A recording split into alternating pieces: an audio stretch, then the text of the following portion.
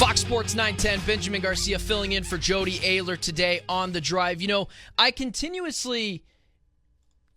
on saying on the show, it's a good day to be a Suns fan. And what I mean by that is recently there hasn't really been a day that you can remember outside of the Bradley Beal trade before we all knew that that trade would likely blow up in the faces of Suns fans, that there's been a good day.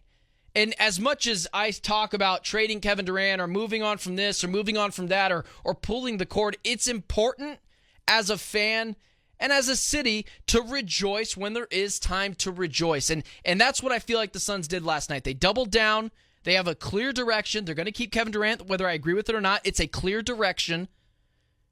They went and got a guy in Ryan Dunn, who we talked with Mike Barber from Richmond Times-Dispatch, broke it all down. Great interview with him. And now let's bring on Greg Esposito, ESPO from PHNX Suns, to help continue break down the Suns pick of Ryan Dunn and where they might go and how he grades the Phoenix Suns. Espo, good morning. How you doing, man?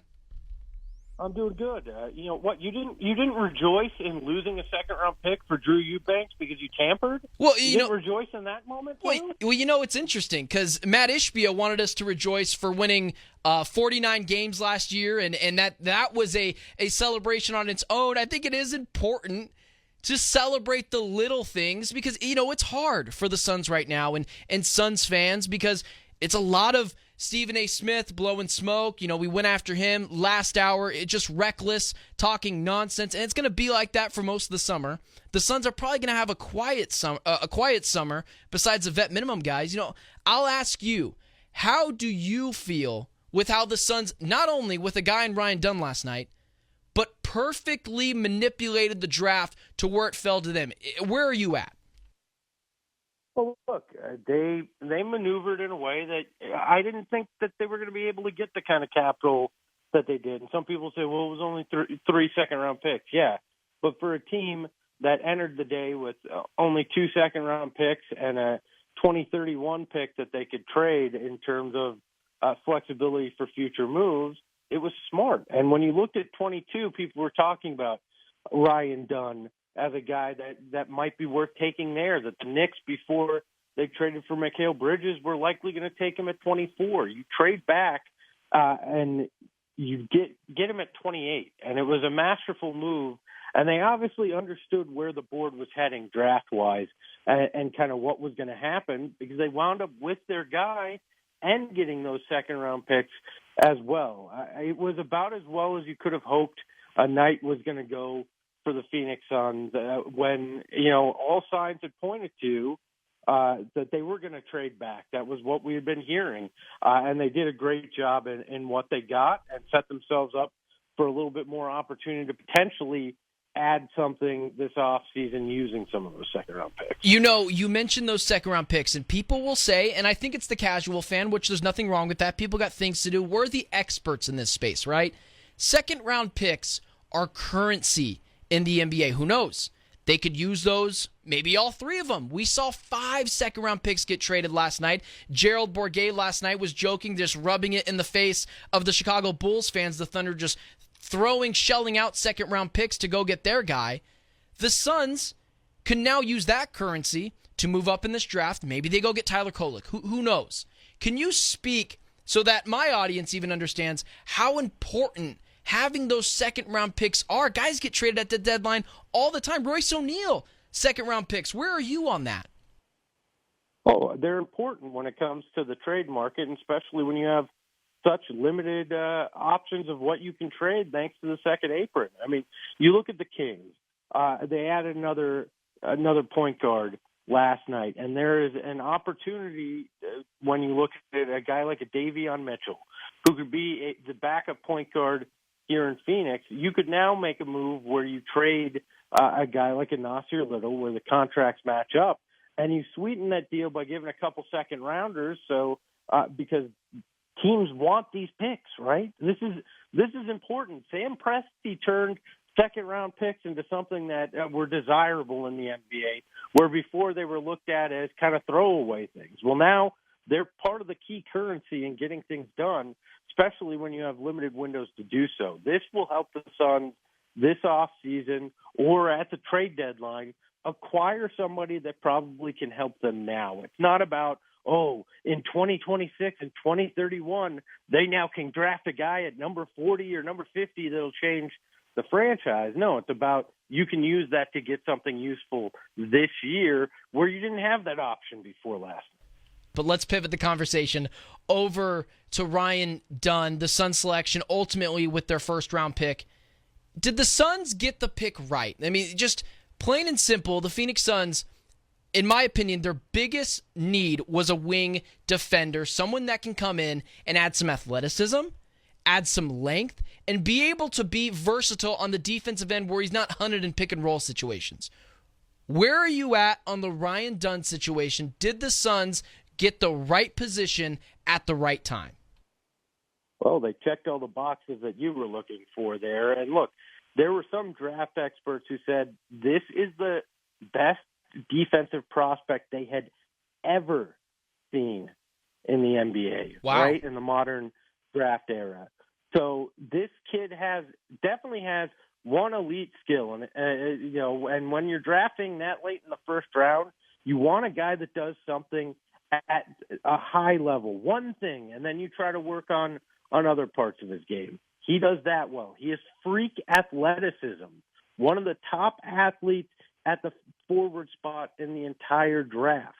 So he's going to come in, and he's going to be able to play defense on anybody, right? And he's a guy that is great in transition and can make the smart cuts on offense. Now, I'm not going to lie to anybody. He can't shoot. He was a terrible three-point shooter, shot 30% in his first year in college, shot 20% his second year, and has struggled from the free throw line. But there's belief that he can fix that shot, and it wasn't just the Suns. There were multiple people that worked him out that said his shot was surprisingly better than they thought in the workout. So I'm a believer that you can't teach hustle. You can't teach heart. You can't teach smarts and raw talent. You can teach shooting, right? You can get better. And a guy that did that, and I'm not saying that Ryan Dunn will be this guy, but a guy that did that is one of the great Suns of all time, Sean Marion. Came in from UNLV, shot 29% from deep at UNLV, shot 18.2% in his first year with the Suns from deep. Eventually, the shot corrected itself where he was good enough with that to not be a liability on that end. And his stellar defense and athleticism pushed him to the forefront of what the Suns did. Same height, similar weight. Scouting reports, if you read them, are insane. I went back and read Jay Billis's scouting report of Sean Marion. And if you take the name out, and I did it on our show last night, you think it's Ryan Dunn's scouting report. So and I get it. That's one example. There's multiple guys who couldn't shoot that never learned. But this guy is not, as some say, just Josh Okogie with a few more inches. And that's not a knock on Josh. Josh has got a nice game, but this kid has so much raw talent. Is a freak athlete. I think they got a very great pick at number 28, considering where you were, and in a draft where a lot of people said there wasn't anybody all that spectacular. I think you got a kid that can really help you now and grow for your future. Two things that I just heard from you there. One, the Josh Okogie thing is funny because the Suns literally need Josh Okogie just 4 inches taller, so that's great. And two, the Suns just drafted Sean Marion, my all-time favorite Phoenix Sun, the guy that got me basically into basketball. So the Suns just drafted Sean Marion, no big deal. Greg Esposito, PHNX Suns, joins us right now on Fox Sports 910. Here's my final question to you, and it might be kind of crazy. Toumani Camara, kind of similar in the way of Ryan Dunn. A defensive guy, we kind of thought not exactly a shot maker, able to get to the rim. And then we saw Toumani Camara in the NBA this year. Was pretty good defensively. The Phoenix Suns could have used that guy. Does it make you feel even better about this pick that last year James Jones was able to identify a similar type hybrid guy in Toumani Camara in this year with Ryan Dunn? Does that make you feel even better about the pick, or am I just pulling things out of thin air like you're supposed to do in the media? Well, I mean, it's obvious that there was a need, and they even had it last year. I think Ryan is a better player than Tumani Kamara, but the fact that you saw Tumani have some success in Portland, it makes it encouraging that they at least can look at this type of kid, evaluate him well, and make the pick. So, but I think fans should be very intrigued by what you're going to be able to see from this kid and what Coach Budenholzer might be able to get out of him in terms of the offensive end. This is going to be interesting, and we're going to see him on the court in just 2 weeks from now up in Vegas at Summer League.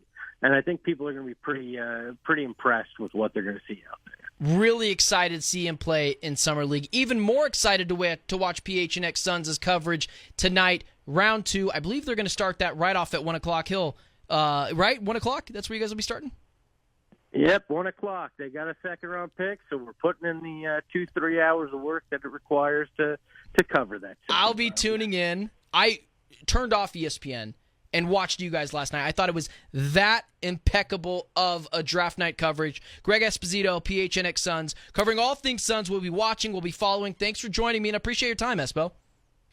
Always a pleasure. Happy to do it anytime. That's Greg Esposito, PHNX Suns.